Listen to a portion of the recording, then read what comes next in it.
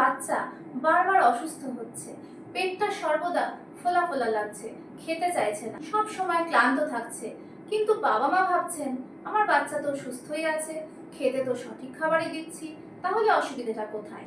কিন্তু একটু গভীরভাবে ভেবে দেখুন, হতে পারে বাচ্চার এই সমস্যাগুলোর পিছনে আপনি দায়ী।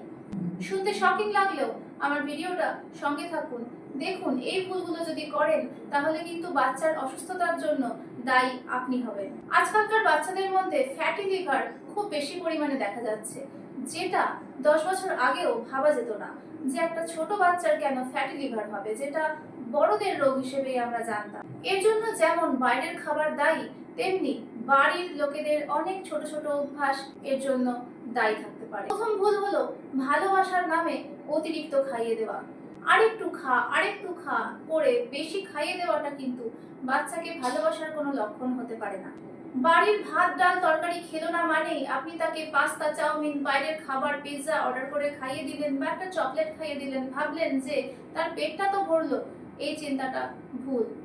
ওই অতিরিক্ত জাঙ্ক ফুডগুলো যেটা আপনি পেট ভরানোর জন্য খাইয়ে দিলেন, সেগুলো কিন্তু ওর শরীরের প্রয়োজনীয় সুগারের থেকে অনেক বেশি সুগার ওর শরীরকে দেবে, আর যার ফলে তার শরীরে তৈরি হবে অনেকটা ফ্যাট, সেই ফ্যাট গিয়ে জমবে লিভারে। আজকাল রাস্তায় বেরোলে প্রতিটা বাচ্চার হাতে কোল্ড ড্রিঙ্কস, চিপস, প্যাকেটজাত জুস, প্যাকেটজাত কেক, এইগুলো সর্বদা তাদের হাতে দেখা যায়। এগুলো তাদেরকে কে কিনে দেয়?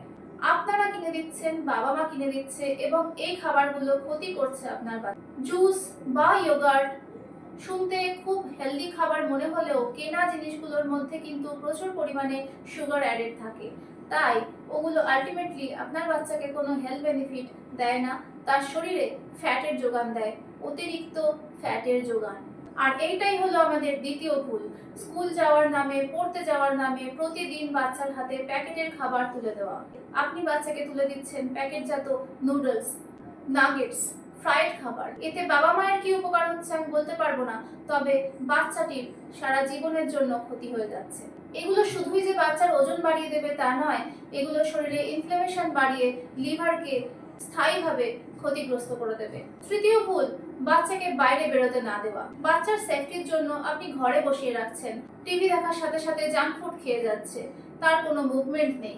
এর ফলে যে ফ্যাট তার শরীরে তৈরি হচ্ছে, সেই ফ্যাট সে খরচ করতে পারছে না, তাই সরাসরি লিভারে জমে যাওয়া ফ্যাট কোনোভাবেই কিন্তু আর সে কমাতে পারছে না। চতুর্থ ভুল, জল খেতে উৎসাহ না দিয়ে তাদের হাতে কোল্ড ড্রিঙ্কস বা জুসের বোতল তুলে দেওয়া। জল খাওয়ার পরিবর্তে কখনোই জুস বা কোল্ড ড্রিঙ্কস হতে পারে না। কোনো সফট ড্রিঙ্কস, এনার্জি ড্রিঙ্ক কোনোটাই জলের পরিবর্তে খাওয়া চলে না। এইগুলো খাওয়ার ফলে একটা বাচ্চার জল খাওয়ার পরিমাণ অত্যন্ত কমে যায়। শরীরে জল কম থাকার জন্য মেটাবলিজমের অনেকটা ক্ষতি হয়, যার ফলে লিভারের কাজও কঠিন হয়ে পড়ে। শেষ যে ভুলটার কথা বলবো সেটা হচ্ছে বাচ্চার ঘুমের দিকে নজর না দেওয়া। লেট নাইট অবধি কার্টুন দেখা, ঘুমানোর আগে অবধি মোবাইলে গেম খেলা, এগুলোর ফলে বাচ্চার ঘুমের কোয়ালিটি খারাপ হয়ে যাচ্ছে। আর পুয়ার স্লিপ কোয়ালিটি শুধু লিভারেরই নয়, শরীরের আরো অনেক অর্গানের সমস্যা তৈরি করে দেবে।